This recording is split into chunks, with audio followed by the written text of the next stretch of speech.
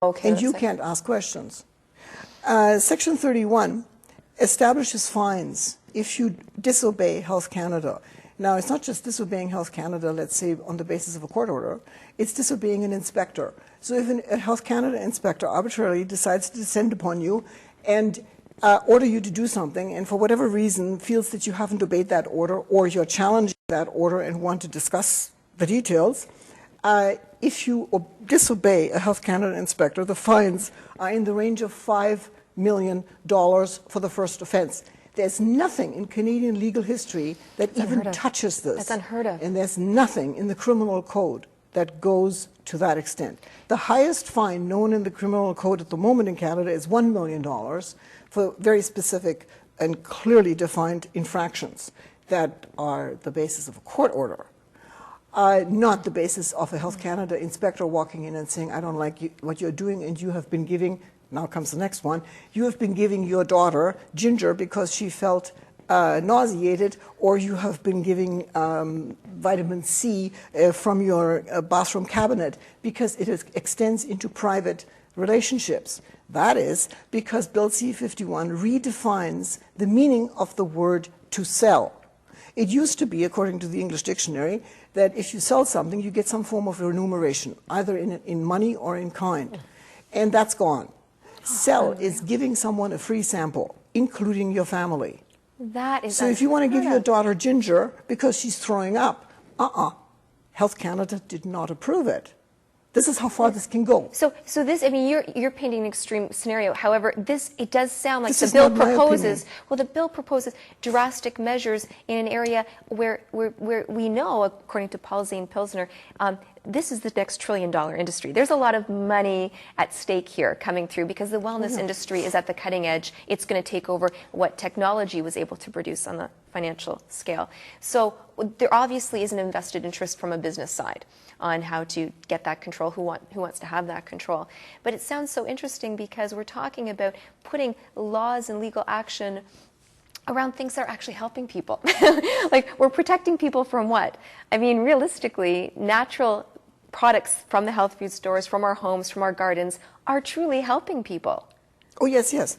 But that concept does not enter in here because it's all done under the disguise of protecting the public against incorrect assertions. For example, Tony Clement, the Minister of Health, was criticized about this bill, and he sent out a notice to all the media outlets and journalists, including me, in which he said that we have to protect the public against false claims because there are people who have been telling us that they can cure cancer. Well, aside from the fact that there are therapies that can cure cancer that are seriously being investigated by completely straight-laced outfits like the National Institute of Health in the United States, aside from that, where is the false claim being made where someone says, you can be cured of cancer if you take this product? I'm not aware of it anywhere in Canada, and I'm very much aware of the health food and health products industry. I don't know of anyone. There are claims like vitamin C will protect you against certain environmental problems and may protect you against cancer. But for a Minister of Health to make the statement that there have been false claims made about curing cancer is appalling. So, and most people know this because it's the people out there who are dealing with the cancer, who are choosing alternatives, and are getting results that are really the testimonial, right? Now, well, actually, there is a section in there that protects you against making that choice, so that you cannot, that it could be considered dangerous, in the opinion of the minister, to use an alternative form of therapy. There's actually a section in this bill C-51. And where does it give the, I mean, what about the right for a person to choose that for themselves? I mean that's the whole idea of freedom of choice, right? Free will. Well, the answer that this bill would give is that your freedom of choice must be based on correct assertions, correct claims being made by whatever industry. Now, if we were to take this seriously and actually apply this, let's assume this is law, and if you wanted to apply it truthfully, so that it's actually based on verifiable information, you would have to take just about everything that is currently in the CPS, that's 15,000 drugs that Health Canada allows on the market, you'd have to take those and put them all aside, because every single one, from aspirin to Zantac, is toxic. Absolutely. So, Right, are we going to take the entire arsenal of modern medicine and say, sorry, this is dangerous to the public? Yep, under certain circumstances it is dangerous, some of it more than others. So if you want to protect the public against substances that are going to be bad for you, you will have to get rid of modern medicine from health food to drugs. Right. And so that would be a positive, right? In a sense, right? In the sense of the... Well, we could do without most of those drugs. Yes, yes, that's true, because we know that now, according to the research done by Johns Hopkins University and started actually by University of Toronto by a certain Professor Pomerantz in the 1990s, we know that the leading cause of death is not disease and is not accident, but properly prescribed and properly taken medication.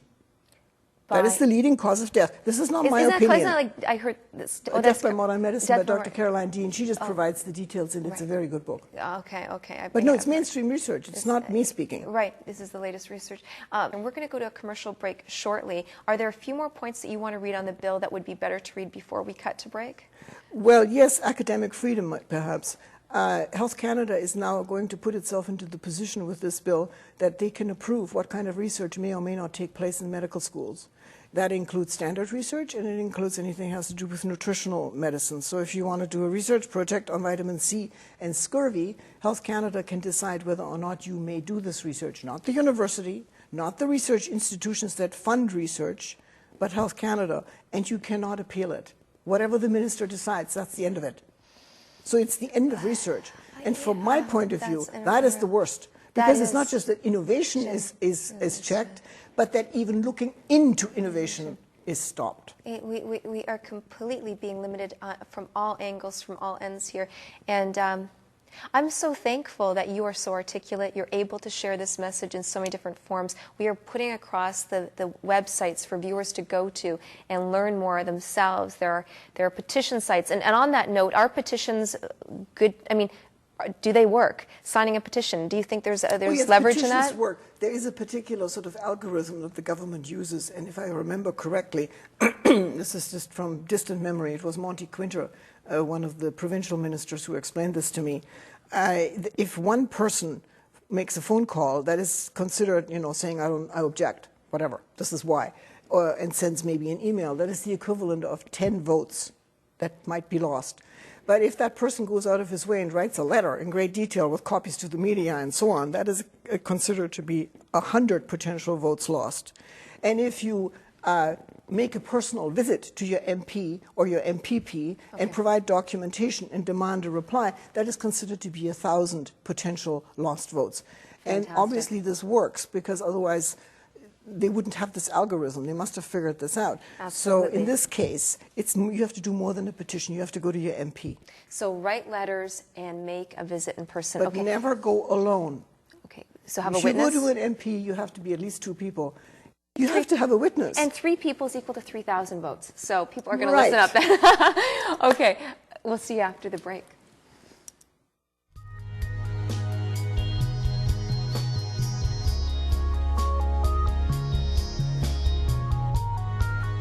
Watching The Body, Mind, Spirit, and Motion. I'm your host, Jill Hewlett, and with me in studio is Helke Ferrie. And what a pleasure and honor to have you with us, Helke.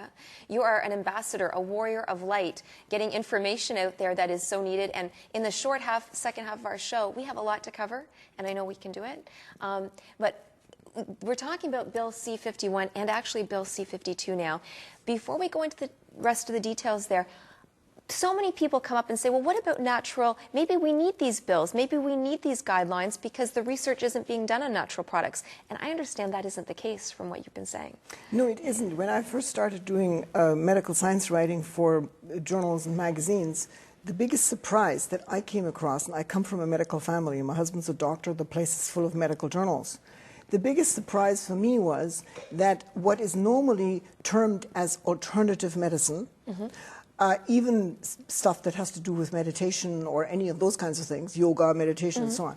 Anything that is considered natural medicine in the sense of being derived from plants and so on, essential fatty acids and that kind of stuff, minerals and vitamins and those things, all of that has, in fact, been brought into medicine through mainstream medical research.